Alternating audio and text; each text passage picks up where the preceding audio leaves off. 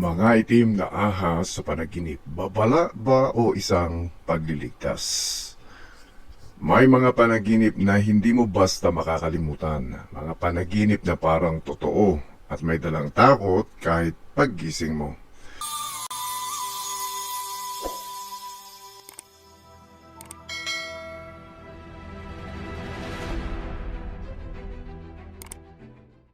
Isang matinding panaginip ang ibinahagi sa atin ni at Lavenia Milana. Ganito ang kanyang sabi. Yung panaginip ko po, itim na ahas, maliit at malaki, nakahiga ako sa gilid ng ilog. Pumasok lahat sa katawan ko. Yung mga dila ng malaki na ahas na nakapasok sa katawan ko. Ramdam ko may mga tao na dumating. Binugaw nila, umalis ang malaking ahas, pero yung maliit nakakapit pa rin sa akin. Ako na ang nagtanggal.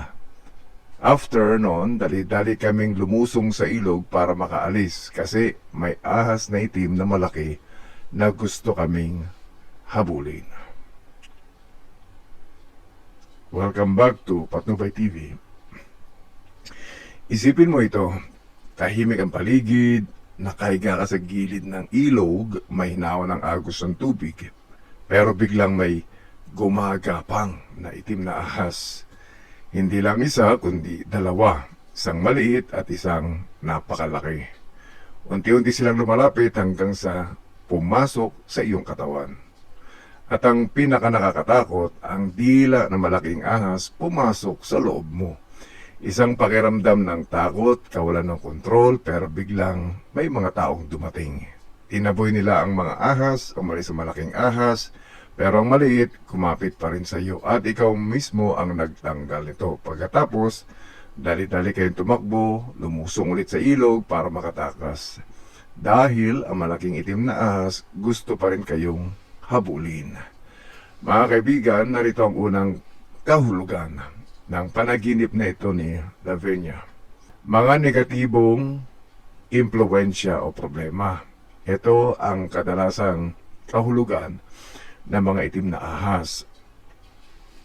Ang ahas sa panaginip ay madalas simbolo ng panlilinlang, tukso, o mga taong may masamang intensyon. Ang kulay itim, ito ay sumisimbolo ng takot, lihim o mabigat na emosyon. Ang pagpasok ng ahas sa katawan mo, maaaring nagpapakita na may problema o negatibong enerhiya na nakaapekto sa iyong kalooban.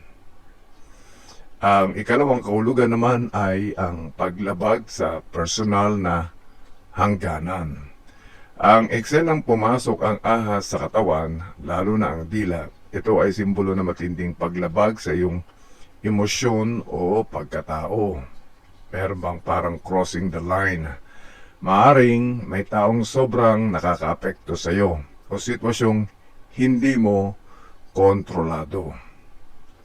Ikatlong kahulugan, may tutulong at may lakas ka pa rin. Ang pagdating ng mga tao na bumugaw sa ahas ay napakahalaga. Ibig sabihin, hindi ka nag-iisa. May mga taong handang tumulong sa iyo sa totoong buhay.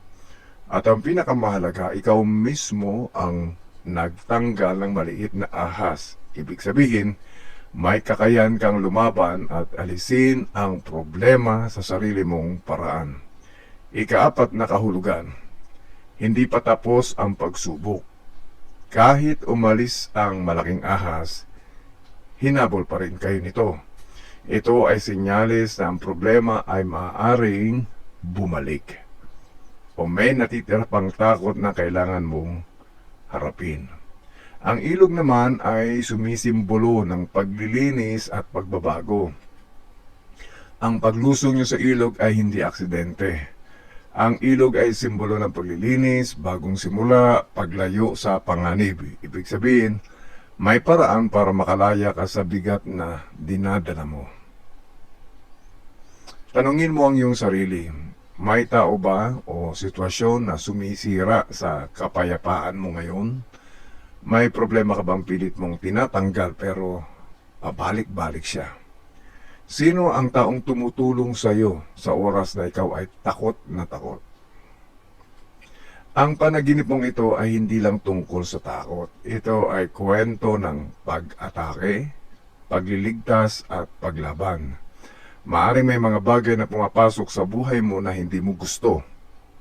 Pero may lakas ka para alisin ito. At ang maganda nito, may mga taong handang tumulong sa iyo. Mga kaibigan, kung ikaw ay mayroong panaginip at nais mong mabigyan ng kahulugan, mag-comment lamang sa ibaba. And please don't forget to like, subscribe at i-share para mas marami pang makaalam ng ating YouTube channel. Hanggang sa muli mga kaibigan, maraming salamat sa inyong panonood.